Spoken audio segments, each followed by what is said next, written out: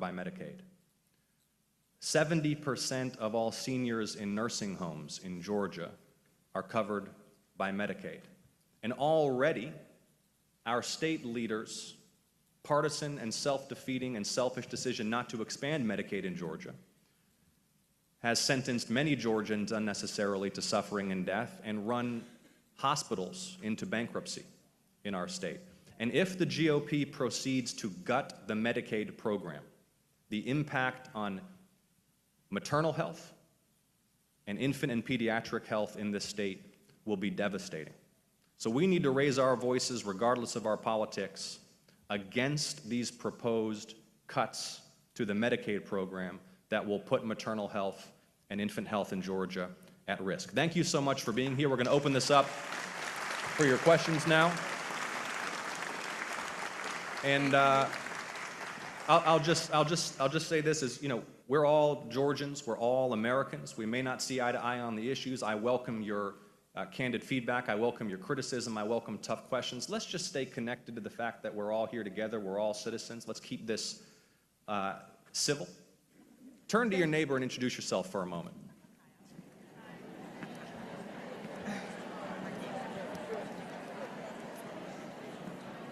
Okay? All right. Well, Senator. Let's have a good discussion. Okay, Kiana. All right. Thank you so much, everyone, and thank you, Senator, for those remarks. I want to reiterate what the Senator said and just establish a few ground rules and expectations for our Q&A session. If you have a question, please raise your hand and I will call on you. We do ask that you limit your speaking time to 1 minute so we can keep the conversation moving and get to as many questions as we can. When called upon for a question, please stand and a member of our team will meet you with a microphone. Before asking your question, please state your first name and your city of residence. In the event that we're not able to hear from everyone who has a question, please find a member of Senator Ossoff's staff who will get your question to the senator at the conclusion of the event. Most importantly, please be courteous, concise, and respectful of everyone's time. Thank you for your consideration and cooperation. And with that, we'll go to the left side for our first question, the lady in the black blazer and a green lanyard on the end.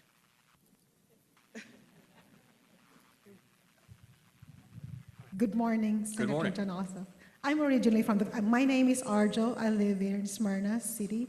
I'm originally from the Philippines. I'm really concerned about the dismantling of the USAID. As a former government employee before I came here in the USA, we have so many projects impacting marginalized communities, especially indigenous people's communities. So I came from that indigenous people's communities. With this USAID being dismantled, what are your thoughts and what are the implications, especially on international cooperation among countries benefiting from USAID? Thank you so much for the question. By the way, I'm going to try to be concise so that we can get to as many questions as possible. So first of all, USAID is an agency established in statute by law by the United States Congress. So the entire endeavor of unilaterally disbanding and destroying it at the whim of a president, by the way, a process managed by the wealthiest man in the world who's been elected to no office and confirmed by the Senate to no office, is, in my view, of highly questionable legality. As a policy matter, it too is self-defeating.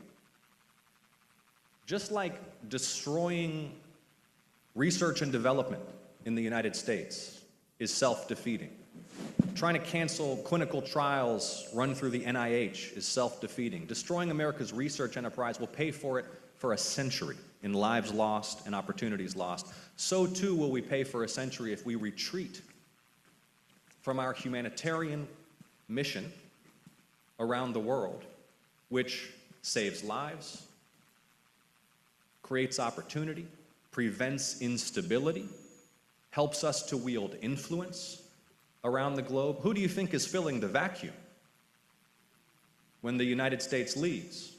Our geopolitical rivals. And the notion that, this is as by the way, CARE right here in Georgia, a wonderful organization under severe strain because of the incompetent management of international aid by this administration. Thank you so much for your question. Kiana? Great. We'll have our next question right here in the second row, the lady in the white pullover. Hello, ma'am. My name is Debbie, I'm from Marietta. Hi, Debbie. Hi. Hello, Senator, oh, sorry. Okay, hello, Senator Ossoff. Thank you for coming to Cobb County, and thank you for everything you do for the state of Georgia. I sort of have two questions, but what is the plan if he declares martial law to stop, to stop us? I'm very concerned about our protests, then he might do it, and then we won't have another election. Is there anything Congress or the Senate can do if he declares that?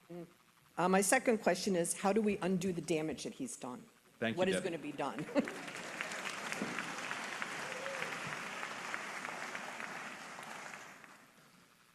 I have no doubt that this president, given his authoritarian impulses, his desire to rule as a king by decree, and his contempt for those who criticize and disagree with him, would relish the opportunity to try to invoke or wield emergency powers.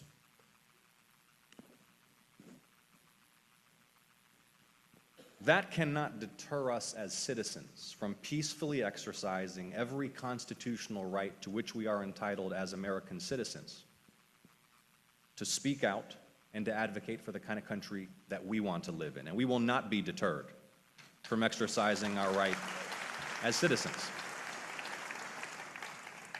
This country was founded on a rejection of kings.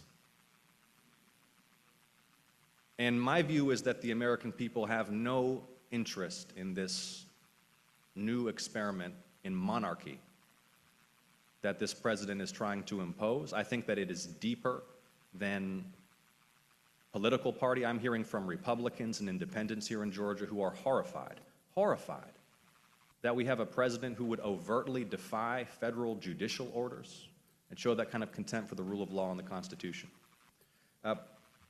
Look, I think in the short term, because you asked, what's the plan? Let me say, first of all, there is no magic button that I'm not pushing. There is no magic button that, if only we had the will to press it, would put a stop to this. And there is no long-forgotten, archaic tool of Senate procedure which, if only rediscovered, would put a stop to this. But public leadership, informing the public. For example, I don't think there's any part of this state, doesn't matter its politics, economy, where I said, hey, do you want to slash the healthcare system, defund your hospital, and leave pregnant women and infant children without health care in order to pay for a tax cut for the wealthiest people in the country? That is not a popular program, and that is their program. And by exposing it as such, we are putting pressure on those who are considering voting for it in a way that I think is reducing their legislative scope to do damage. Ultimately, the only path out of this is to regain power in Congress. Okay? Next, let's hear from the lady in the middle. If you wouldn't mind stepping, yes, you. If you wouldn't mind stepping out to the aisle to meet David with the microphone to ask your question. Yes, you.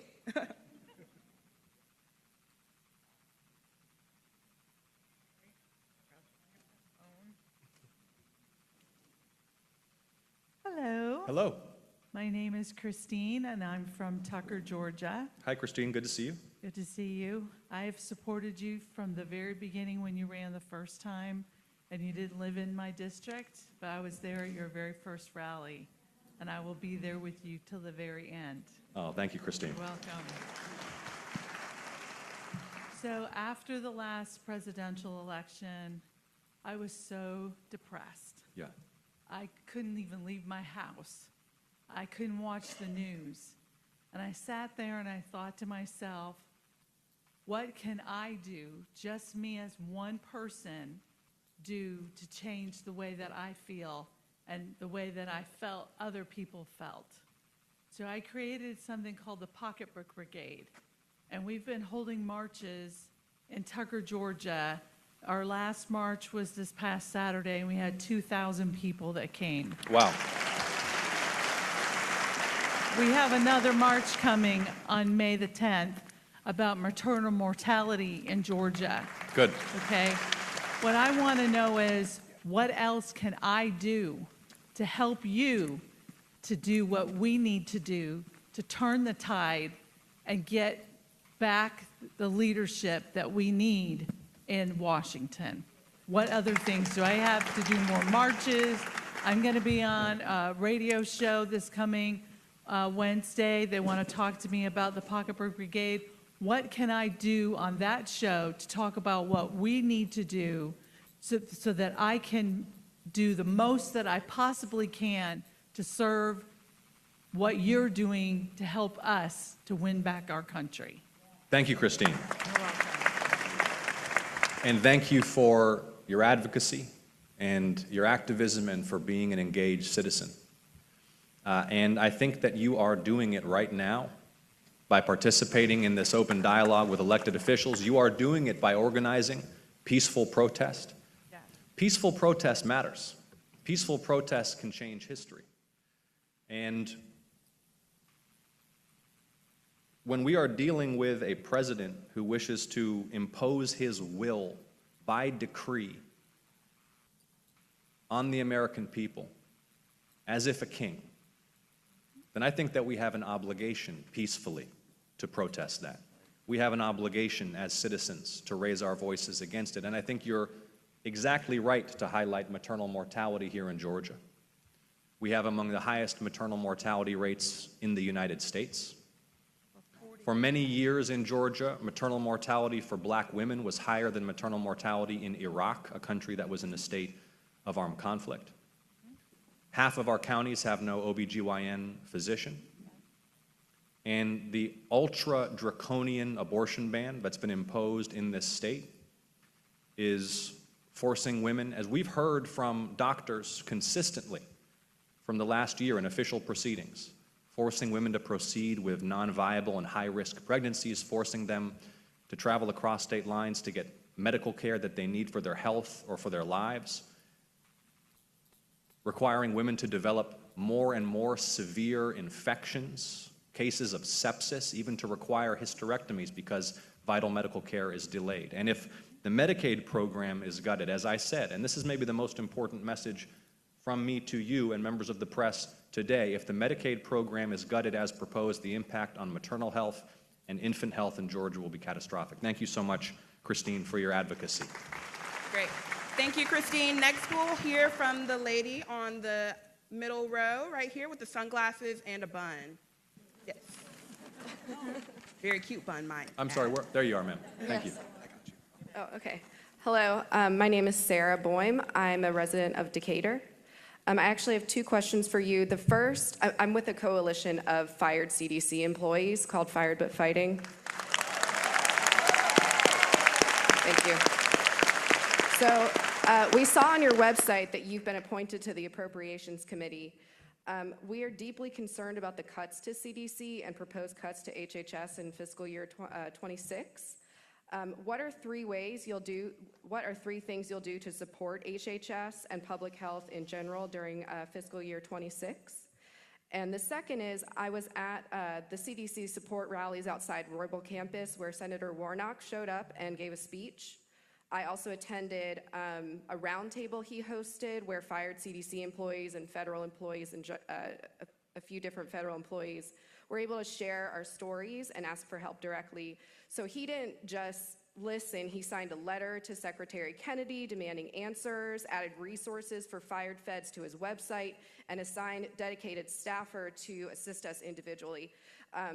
Your office has put out a few press releases, but we want to know why you're not in lockstep with Senator Warnock in supporting us.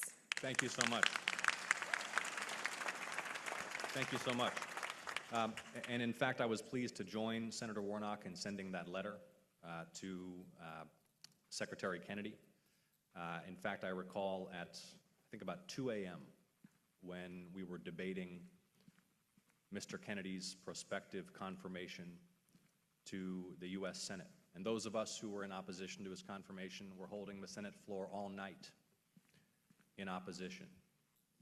I was honored to read there on the Senate floor a letter that had been sent to me by a member of CDC staff who had been placed on probation for the apparent offense of being a professional dedicated to health equity, which under our new official state ideology is apparently prohibited. The work that she did was about increasing access to preventative medicine and pediatric health care in underserved communities, helping people who, by virtue of their income or their geography, didn't have access to the healthcare system. Health equity. And not only was she put on leave for doing that work, but she was doxxed and her public information posted on the internet, and she was receiving threats for having done that work. So I will remain an outspoken champion of Georgia's CDC and continue to oppose, both through the legislative process, as you noted, as an appropriator, the proposed deep cuts to the CDC's budget, continue to vigorously oppose and expose the foolishness of these mass firings at the CDC, and champion the CDC's work nationally and internationally as a proud representative. And thank you so much for your service to the nation. Thank you. Thank you. Next, let's hear from the lady in the second row with the glasses and the scarf.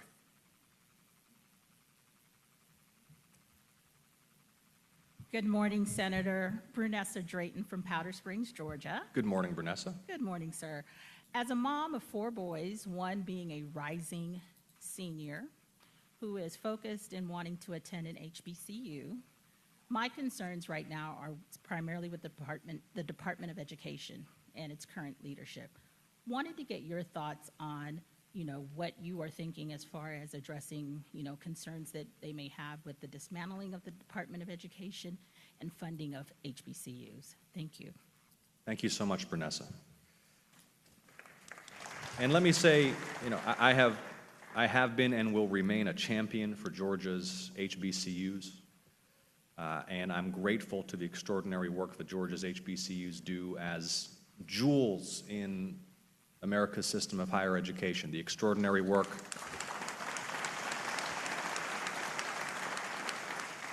and you may recall that, in the war on all things diversity that this administration has launched in the early weeks, they shut down the application process for HBCU scholarships, aimed in particular at agricultural professions.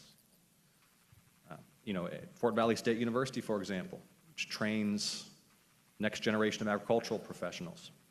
And within hours, I was speaking out forcefully in opposition, challenging the administration to defend this effort to shut down scholarships for HBCUs in Georgia and across the country. And a few hours later, they backed down, and they reopened that program. And it was not just my voice, but all of our voices together that made that difference. It reminds me, I was just speaking with someone about this yesterday, the war on all things diversity. I don't know if you guys saw this, but in the library at the Naval Academy in Annapolis, you now cannot find a book about the Holocaust because it was about a woman's perspective on surviving the Holocaust. That book is now banned from the library at the Naval Academy. But you can still get Mein Kampf. Disgraceful is the right word. As for the Department of Education, look, the clear will of the administration is to abolish the Department of Education, which would have an extraordinarily disruptive impact on education across Georgia, would disrupt the provision of services to disabled students and special needs students, would disrupt the provision of school meal programs that students rely upon across the state, and would throw the entire process of educational administration for primary and secondary school education into chaos. Now, this president does not have the legal authority to simply abolish the Department of Education. Not that that is stopping him from trying to do things, but that will be, I think, a very important fight through the appropriations process, as was mentioned in Congress. And I suspect that there are some Republican members who are becoming squeamish about the proposal, given how much they're hearing from teachers, educators, administrators, concerned parents, and faculty back home. Thank you, Brunessa. Thank you. Next, let's hear from the gentleman in the back in the gray polo and the glasses. Yes. Hello, sir. I appreciate it. Okay, thanks for holding on to me. My name is Kevin Pettis, and Kevin. Since 1984, I'm living here, and it's called Marietta, not Marietta. Just want to make that clear. And I'm here with my CDC colleagues. Everybody from CDC, stand up. Stand up. Stand up so they see us, so they know who we are.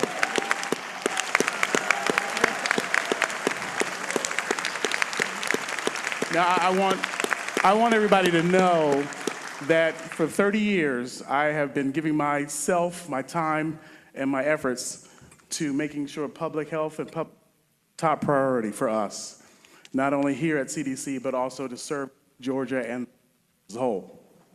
I want to get back to common sense, and I think we've lost that. Members that I work with for the past 30 years are working in the laboratory, and we were told that our efforts and what we were doing there was not necessary. But we are protecting you and everybody else, and I want everybody to know that that's our mission and our goal. So what are you going to do to get us back to common sense, to get us back to having us continue to do what we love to do, which is serve the public, to keep everybody safe, to keep everybody happy, to keep everybody whole, so that we can continue to move forward as a country. Thank you so much. And thank you again. Thank you to you and your colleagues for the work that you've done for so many years. Growing up in Georgia, I have always been so proud to live among the heroes at the CDC. Always felt a surge of pride when I drove by the CDC's campus and thought to myself, wow, right here in Georgia, that's where they base the work that is eradicating disease around the world. This is the site that we deploy the epidemiologists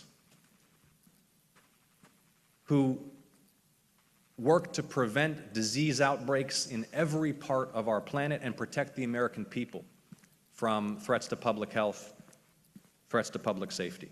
So I am 100% in your corner.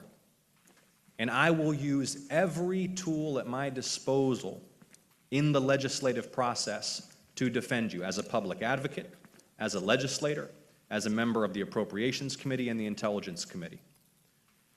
Perhaps the most important thing that we have to do is to inform the public of how dire the threat to public health is resulting from this war on the CDC. Because this gets me back to something that I said at the outset of this event, which I know is not easy to hear, but I have to level with you. There is no button that I can simply press that I'm not pressing, or some tool of procedure that I can use that I'm not using that will reverse what they're doing. Ultimately, it will come down to whether or not the American people see and understand that they're being put at risk not just for the next 6 months, but for the next 60 years by this destruction of our public health infrastructure and research. I was in, of course, public health research across the board. I was at an event a couple of weeks ago, and a gentleman came up to me, and he said that his son was an astrophysicist who had just completed a degree program at one of the most prestigious universities in the country, top of his field, passion for public service. But because it was a so-called probationary employee, and you all know what that means. It just means recently hired personnel. When you fire everyone who was recently hired simply because they were recently hired, with no regard for their individual performance or the importance of the role that they fill, you are simply denying the American people access to the newest, most recently trained talent that wants to serve the public. So this man's son, an astrophysicist, had been fired in one of these mass firings of probationary employees, no longer able to serve the American people as a public servant, which was his will. And he wasn't doing that for the money. None of you all went to work at the CDC for the money. You went to work at the CDC because you care about public health. So this young astrophysicist, well, where is he working now? Any guesses? Beijing. Brain drain. If we deter talent from serving the American people, well, the rest of the world, including our rivals, are more than willing to take advantage of their talents and skills. Thank you, sir, for your question and for your service. Thank you. For the next question, let's stay on this side of the room with the gentleman in the middle with his hand raised here. Thank you. If you wouldn't mind stepping out. Hi, my name is Paul. I'm from Hey, Paul. Marietta, Georgia. And me as a minority and living in Georgia, currently I'm afraid to leave my house without my passport. I'm afraid to go to the movie theaters. I'm afraid to go to the grocery store. I'm afraid to leave my house. This isn't an issue that can be talked about next election or next presidency. I may not be here. I am a natural-born citizen. I was born in Northside Hospital, but that does not matter because people with my skin color are not receiving due process. I've heard a lot of what can we do in 2 years and 4 years from now, but I may not be here. I might be in a concentration camp. I might be in a work camp. I may not be able to return to my home. What are you going to do to represent me and the immigrant community in Georgia so that we can feel safe to leave our house? Thank you, Paul.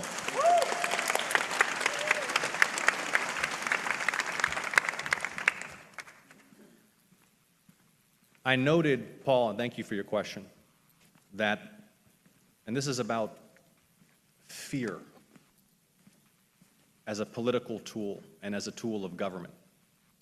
I noted that folks from around the world don't want to come to the United States anymore because they fear what might happen at our border. And you just heard from Paul his firsthand experience about how fear functions right here at home. People across the country are fearful, and they are fearful by design. That is the point. The point is to make people afraid to dissent, or simply afraid to be here at all. And the erosion of civil rights and civil liberties in this country right now is happening at so swift a rate. It is unlike anything we've seen in American history. An administration that is defying federal judges, dismissing the importance of due process, which again, if you refer to the founding of our country, a country founded on the rejection of monarchy, there's a reason that one of the rights enshrined in the Constitution is the right to due process, to stop arbitrary punishment by decree of a king.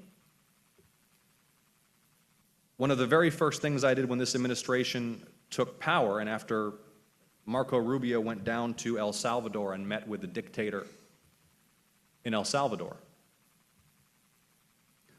was to launch an inquiry with the Department of Justice and Department of State about their intentions with respect to that foreign gulag to which not only are they presently sending immigration detainees who have not been afforded due process, but to which the President of the United States is openly musing about sending American citizens.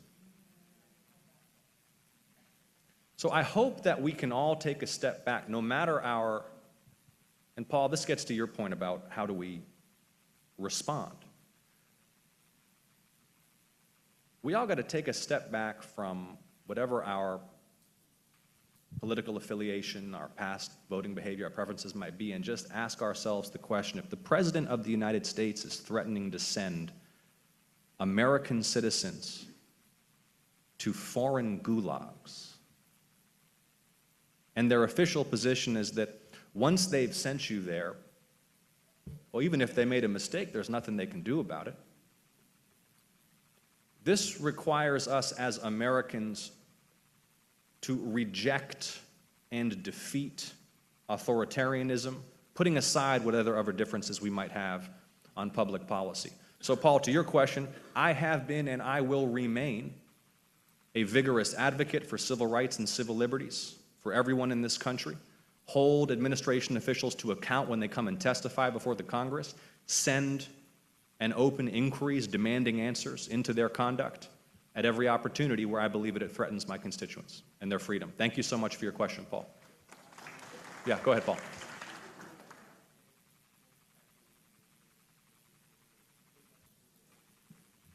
Well, Paul, I will use every authority and every power that I have as an elected official to protect my constituents.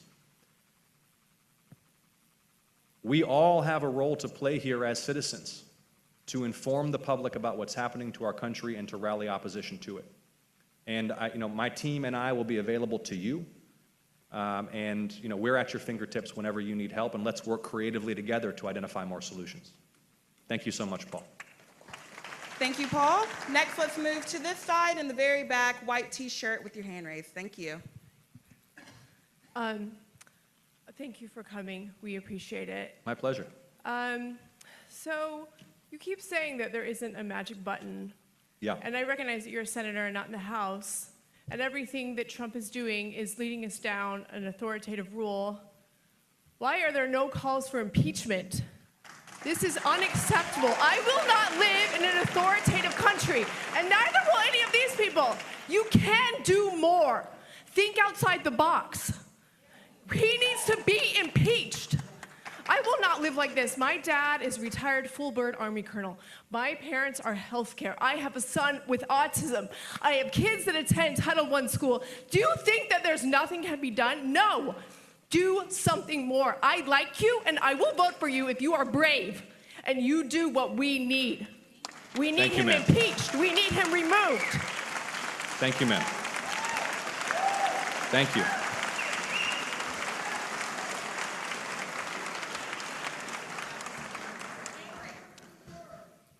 There is no doubt that this president's conduct has already exceeded any prior standard for impeachment by the United States House of Representatives. I mean, I saw just 48 hours ago, he is granting audiences to people who buy his meme coin. Did you guys see this?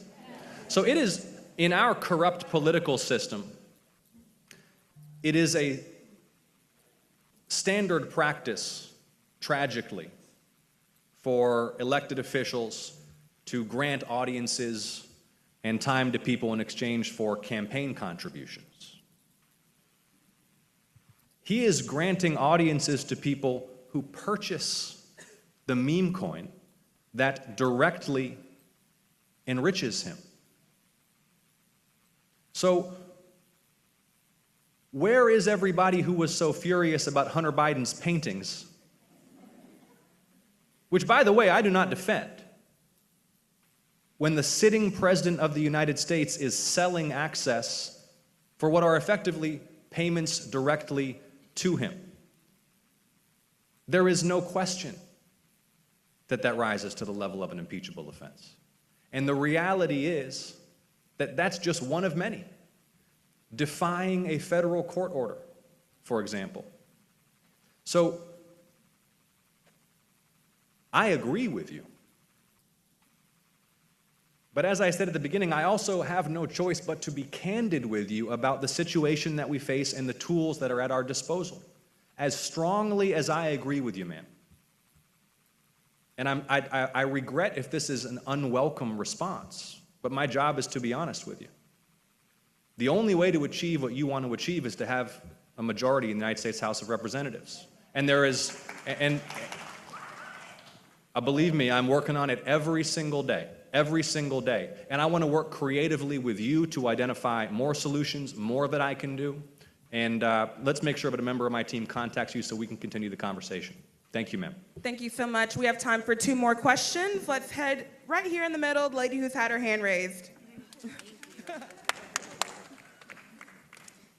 Hi, my name is Abby. And before I ask my question, just one mention. Of course. The hand raise thing, while it is nice, it is not handicap accessible way to ask questions, so maybe consider that in the future. And ma'am, I believe, I can correct me if I'm wrong, but I believe that we canvassed those who have particular needs here in advance, whether they required any particular assistance. But we will work with you to try to identify even more accessible ways to promote Sounds participation. good. Thank you. My name is Abby. I am from Decatur. I was also fired from CDC as a probationary person. And, you know, you've done a really good job of telling some of the stories of probationary folks, but with all due respect, you've not answered our questions. Okay, what are your questions that I have not answered? Please be specific. You are on the Appropriations Committee. Yes. Your press releases have talked about the power of this committee. We want to know 3 ways in which, in the fiscal year 2026 budget, you are going to advocate for public health. We want to know why we have gotten no response from your staff. We are a huge coalition. We have emailed, we have called, we have tried many times to meet with you and your staff to talk about the concerns that we have from public health, and we have been ignored. We are a huge constituency, and we protect you and everyone else in this room from public health disaster. Finally, you noted that you signed the letters to HHS Secretary Kennedy.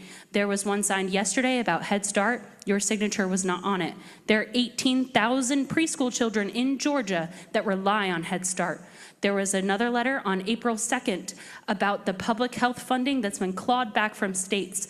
Your signature was not on that one either. The state of Georgia is expected to lose $330 million in critical public health funding.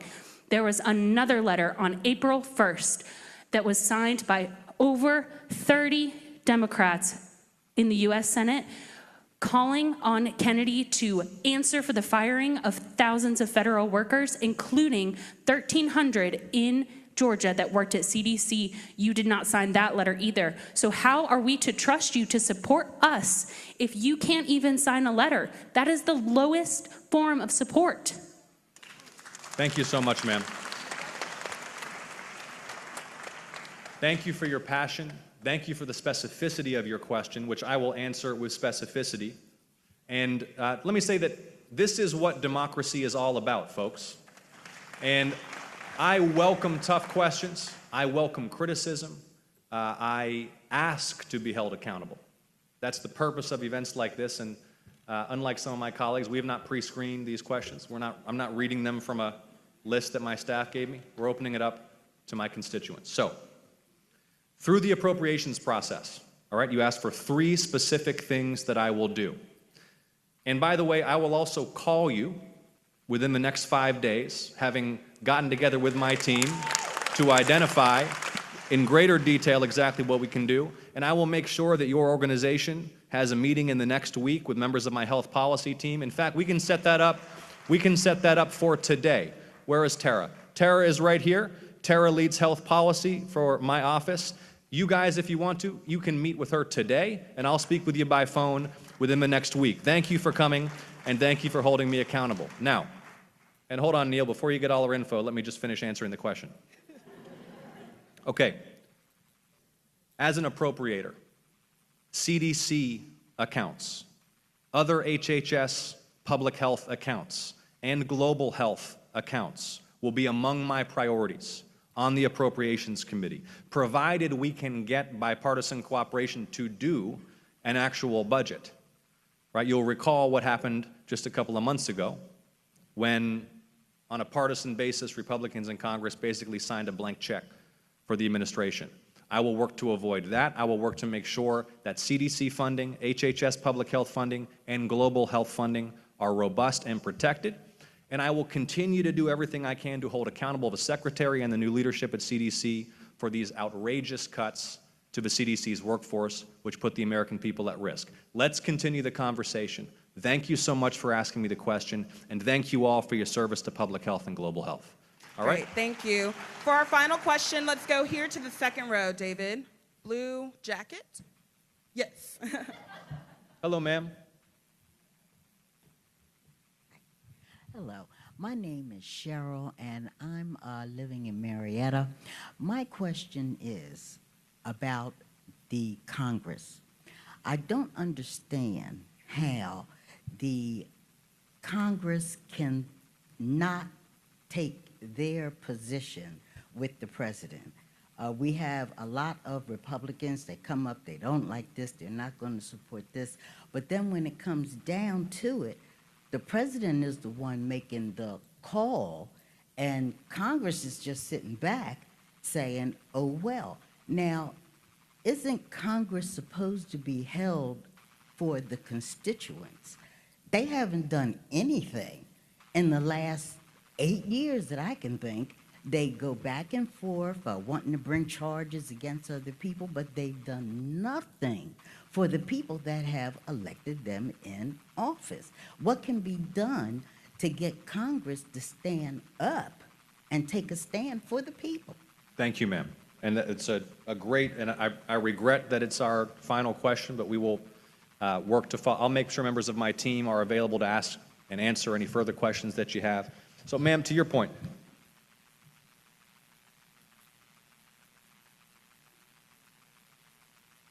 right now I see three kinds of Republican senator. You've got a group of MAGA true believers. They're all in, they're diehard personal loyalists. You got a group who maybe don't really have any particular beliefs except that they really love being members of the Senate. And then you've got a group who know that this is wrong, but tell themselves all kinds of stories and twist themselves into all kinds of knots to avoid doing anything about it. Maybe they tell themselves that, well, if they fall on their sword over this, they'll be replaced by a true believer. They'd rather be quietly, privately raising concerns than doing so publicly. That is the wrong moral choice. They have forgotten that we're elected to 6-year terms for a reason, and that's to steel our spines to do the right thing even when it's unpopular. That's the purpose of the Senate. Now, many of these Senate Republicans, they'll say to me quietly, we know, we have concerns. And what I say to them is, your oath of office and your duty to the American people in the United States require you to act in public now. Because for all the reasons that we've discussed, and because there is no magic button that the minority in Congress can simply push to put a stop to all this, we need Republicans who are elected, Republicans of conscience, Republicans who can act in good faith to stand with us in opposition to a program and administration that is fundamentally un-American in its approach to government. So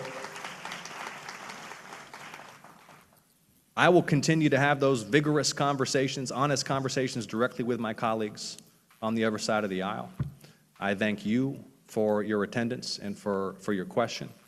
I want to emphasize again, I mentioned at the top that one thing I wanted to highlight in particular is the threat to the health of pregnant women and newborn babies in Georgia if they proceed with these proposed drastic cuts to the Medicaid program. Look, in terms of looking for signs of life, you know, we had an all-night debate of the budget resolution about a month ago. And I offered an amendment that would prohibit any Medicaid cuts that would reduce access to obstetric or pediatric health care. A couple of my Republican colleagues crossed over the aisle to vote for it. A few weeks later, we had another all-night budget debate. I offered an amendment to reverse all cuts to the Social Security Administration that have been ordered by Elon Musk. Okay? A few more Republican senators crossed over the aisle to support it. They're feeling the heat, and that is where you come in. Because your attendance at events like this, your engagement in peaceful protest, the phone calls and the emails and the letters that you are pouring into congressional offices, and please keep them coming to mind, I welcome them. Every demonstration by the American people that you reject and oppose what's happening right now and that you're prepared to hold accountable those elected officials who go along with it, increases the pressure on my Republican colleagues and all of us to do the right thing. Do not forget your power as citizens. In this country, the power is still with the people. It's in our hands. It's in your hands. You have a voice. You have a vote. You've made history as Georgians participating in our democracy before. So do not lose hope. Thank you for coming. Thank you for holding me accountable. It is my pleasure to serve you. We will get through this together. Thank you. Thank you. Thank you so much.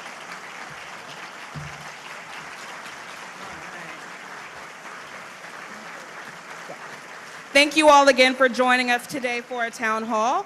Whenever we can be of assistance, or if you would like to leave a comment, please visit ossoff.senate.gov. Thank you again.